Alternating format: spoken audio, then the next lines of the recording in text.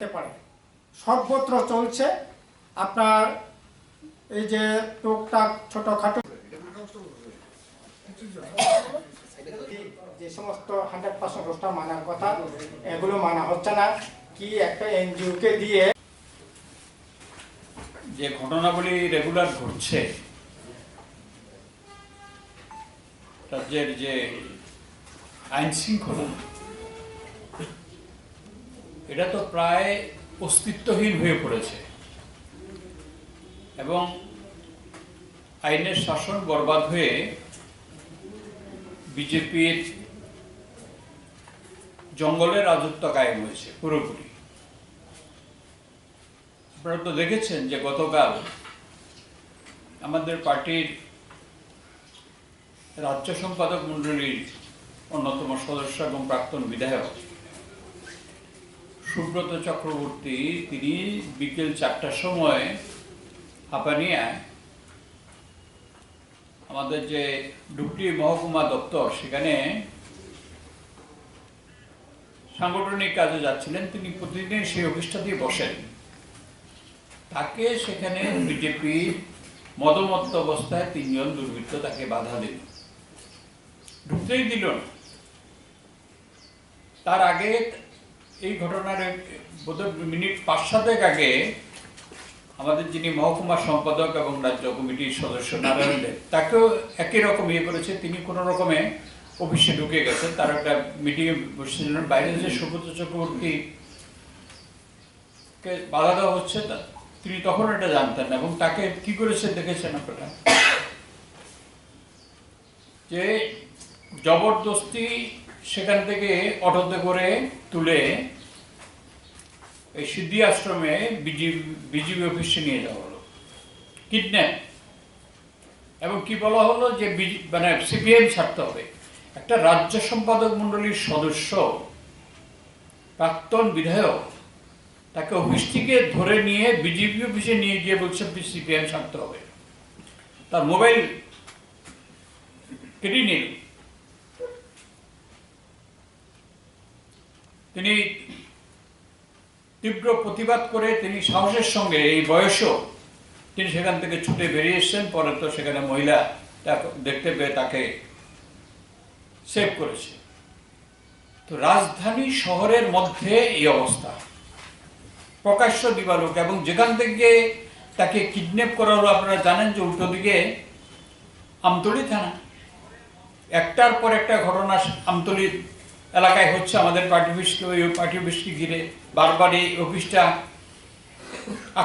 আক্রান্ত হয়েছে। আমাদের কমিউনিস্ট পার্টির 100 উদযাপনের দিনও আক্রান্ত হয়েছে। তারপর অফিস পুড়িয়ে দেওয়া হয়েছে। তারপর একটার পর একটা ঘটনা, সেখানে একটা পুলিশ উল্টো দিকে থানা, তারপরে হচ্ছে এই ঘটনা। এবং কালকে রাত্রে 11টার নাগাদ ধর্মনগর শহরে আমাদের রাজ্য কমিটির অন্যতম সদস্য এবং উত্তর ত্রিপুরা জেলা কমিটির সম্পাদক অমিতাভ দত্ত, তিনিও প্রাক্তন বিধায়ক, তার বাড়ি আক্রমণ করেছে বিজেপি দুর্বৃত্ত। কোনো ক্ষেত্রে, এই ক্ষেত্রেও না, এই ক্ষেত্রেও না, কোনো ক্ষেত্রে সেখানে একটাও গ্রেপ্তার নেই। 17 জানুয়ারির ঘটনা আপনারা জানেন যে একজন সংসদের মহিলা সদস্য, একমাত্র সদস্য আমাদের রাজ্যের বিরোধী দলে, এবং sitting member, 2nd time MP তিনি, তাকে দৈহিকভাবে প্রকাশ্যে আক্রমণ করা হলো। তার দেহরক্ষীর মাথা ফাটিয়ে দেওয়া হলো। তাকে ড্র্যাগ করতে করতে সেখানে বাড়িতে নিয়ে গিয়ে সেখানে আক্রমণ করার চেষ্টা হয়েছে। তারপর বাড়ি ভাঙচুর করা হয়েছে। একজন গ্রেপ্তার নেই। যে মূল আসামি যারা, একজনও সেখানে গ্রেপ্তার হয়নি। ওখানকার যে উপনির্বাচনে যে জালিয়াতি করে যিনি জিতেছেন তার লোকেরা এই সমস্ত করেছে।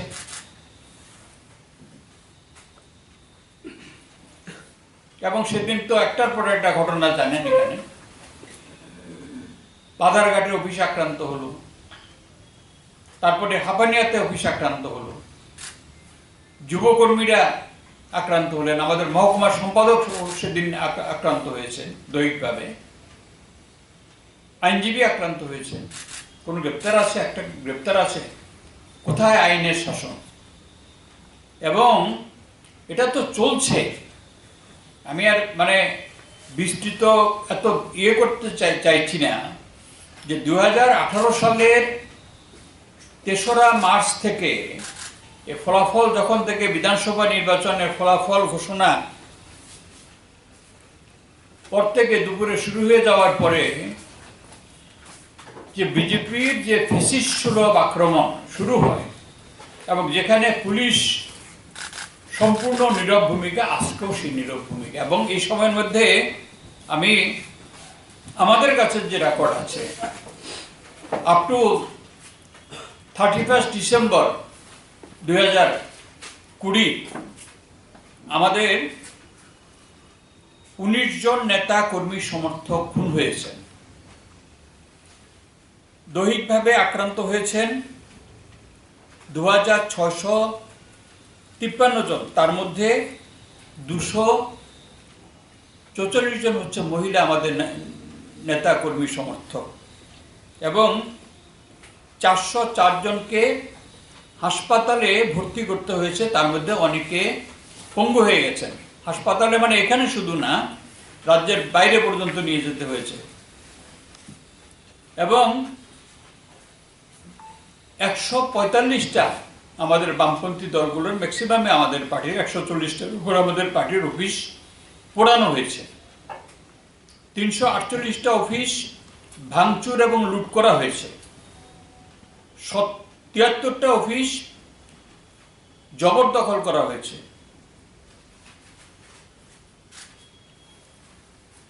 এবং 66টা অফিস সেখানে তালা মেরে দেওয়া হয়েছে। বামপন্থী যে সমস্ত গণ সংগঠন এবং শ্রেণী সংগঠন, তাদের 5টা অফিস পোড়ানো হয়েছে, 16টা অফিস ভাঙচুর এবং লুট করা হয়েছে, 162টা জবরদখল করা হয়েছে, 5টিতে তালা ঝুলিয়ে দেওয়া হয়েছে। আমাদের পার্টি নেতা কর্মী সমর্থকদের 197 জনের বাড়ি পুড়িয়ে দেওয়া হয়েছে, 188 জনের দোকান পুড়িয়ে দেওয়া হয়েছে, 1810 জনের বাড়ি ভাঙচুর এবং লুট করা হয়েছে, 434 জনের তাদের দোকান লুট করা হয়েছে, 1179 জনের বাড়ি আক্রান্ত হয়েছে, 49 জনের পোলট্রি বা ফিশারি লুট করা হয়েছে, 15 জনের জলাশয়ের মাছ বিষ দিয়ে মেরে ফেলা হয়েছে, 46 জনের রাবার বাগান কেটে দেওয়া হয়েছে, 143টি মোটর গাড়ি মানে ফ্যামিলি কার বা এরকম, তারপরে স্কুটার, বাইক, এগুলো হয় ভাঙচুর না হলে পরে পুড়িয়ে দেওয়া হয়েছে। এবং এদের যে কিরকম অরাজক রাজত্ব, যে বিধানসভার বিরোধী দল নেতা যিনি রাজ্যে 4 বার একটানা মুখ্যমন্ত্রী ছিলেন, তিনি তার বিধানসভা কেন্দ্রে যেতে পারেন না, সেখানে গেলে পরে তাকে বাধা দেওয়া হয়। এবং অন্যান্য জায়গাতেও যেখানে তার দায়িত্ব একটা বিরোধী দল নেতা, তাকে 4 বার তাকে পথ আটকে বাধা দেওয়া হয়েছে, বিজেপি দুর্বৃত্তরা করেছে। এবং অন্যান্য বাকিরাও তো একই, বাদল চৌধুরী, যতগুলো নির্বাচন উপনির্বাচন হয়েছে, কোনো একটাতেও মানুষ তার যে সাংবিধানিক অধিকার প্রয়োগ করতে পারেন। যেটা বামফ্রন্ট সরকারের সময়তে একটা যে কোনো নির্বাচন হতো, লোকসভা হোক, বিধানসভা হোক, এডিসি হোক, পৌর হোক, পঞ্চায়েত হোক, একটা উৎসবের মেজাজে মানুষ ভোট দিতেন, সর্বোচ্চ ভোটদানের রেকর্ড ছিল। আজকে নাগরিকদের সেই অধিকার পর্যন্ত। তো এই অবস্থার মধ্যে এখন এডিসি নির্বাচন, যেটা গত 17 মে গত বছর শেষ হয়েছে, রাধাচরণ বাবুরা এটা শেষ দিন পর্যন্ত ছিলেন, কারণ তাদেরকেও এক্সটেনশন দেওয়া হয়নি, এক্সটেনশন তো যাওয়ার প্রশ্নই আসে না। সেখানে রাজ্যপালের শাসন, তারপরে 6 মাস, এরপর আবার বাড়ানো হলো। এখন হাইকোর্ট থেকে নির্দেশ দিয়েছে যে 17 মের মধ্যে নির্বাচন সম্পন্ন করতে হবে। এটা সাংবিধানিক সংস্থা এবং এর মধ্যে এডিসি ভিলেজেরও নির্বাচন করতে হবে। পুর এবং নগর সংস্থাগুলোর মেয়াদ শেষ হয়ে গেছে, সেখানে এটা বাজে অজুহাতে সেই নির্বাচন করা হয়নি। যে এলাকা পুনর্বিন্যাস করা হবে, যখন এগুলোর কার্যকালের মেয়াদ ছিল তখন কেন এই সমস্ত করা হয়নি? আর যা করা হচ্ছে এগুলো সমস্ত কসমেটিক, তাদের সুবিধার জন্য সেখানে এগুলোতে প্রশাসক বসানো হয়েছে এবং অরাজকতা চলছে। এখন সেখানেও নির্বাচন করতে হবে। তো এই নির্বাচনের পরিবেশ কোথায়? ভয়মুক্ত পরিবেশে যে নির্বাচন হবে, বিরোধী দলগুলো অবাধে সুষ্ঠুভাবে ভোটে অংশগ্রহণ করতে পারবে, নাগরিকরা অবাধে তাদের অধিকার প্রয়োগ করতে পারবেন, তার গ্যারান্টি কোথায়? সেখানে গ্যারান্টি সৃষ্টি করা হয়েছে। এবং পুলিশ প্রথম থেকে তারা নিরপেক্ষভাবে তাদের দায়িত্ব পালন করছে না। এই যে এতগুলো ঘটনার আমি দিলাম, একটা ক্ষেত্রে আসামি গ্রেপ্তার হয়েছে, এত খুন, যখন লুট, অগ্নিসংযোগ, যেখানে যেখানে এফআইআর করা হয়েছে সে এফআইআর গুলো অধিকাংশ ক্ষেত্রে এই শাসক দলের লোকেরা সেখানে প্রাণের হুমকি দিয়ে এফআইআর তুলে নিতে বাধ্য করেছে। সেগুলো পুলিশ এখানে ওই 10,323 যে আন্দোলন চলছে, একজন শিক্ষিকা, gold medallist, Tripura university, PG teacher, তিনি আত্মহত্যা করেছেন। যে চাকরি গেছে 2টো সন্তান নিয়ে, তিনি এখানে এই আগরতলা এসে এই দুই সন্তানকে নিয়ে এখানে রাস্তাতে দাঁড়িয়েছিলেন। আর তাকে একটা নিয়ে একটা চিঠি, সেই চিঠির মধ্যে কোনো সই নেই, তার নেই, সেখানে সুমোটো কেস ছিল। আর এই এতগুলো অপরাধ, কোথায় পুলিশের সুমোটো কেস? এই কি পুলিশের ভূমিকা? পুলিশ সংবিধানের মধ্যে যে পুলিশের দায়িত্ব নির্দিষ্ট, তার ম্যানুয়াল আছে, কোনো কিছুই সেখানে মানা হচ্ছে না। এবং আজকে পুলিশ পর্যন্ত আক্রান্ত হচ্ছে, 3 জন পুলিশ খুন হয়েছেন।